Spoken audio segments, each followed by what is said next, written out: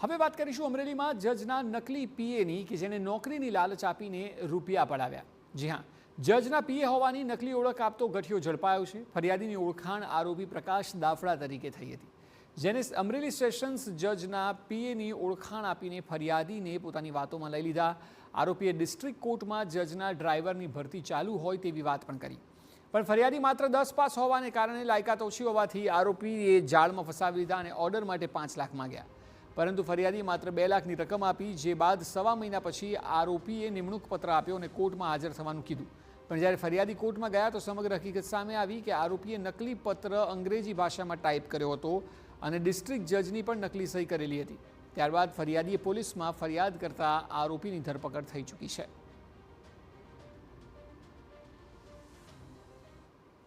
જજ મેડમ છે, એમને ત્યાં ડ્રાઈવર તરીકે નોકરી આપવાની લાલચ આપવામાં આવેલી હતી અને આ કરાવી આપવા બદલ તેમના દ્વારા જે આરોપી છે એમને 2 લાખ અને 3,000 રૂપિયા પડાવી લેવામાં આવેલા હતા। પરંતુ જ્યારે જે ફરિયાદી છે તેમને જ્યારે ખબર પડી કે તેમની જોડે ફ્રોડ થયેલું છે, ત્યારે તેમને બગસરા પોલીસ સ્ટેશન ખાતે આવીને ફરિયાદ કરાવેલી હતી।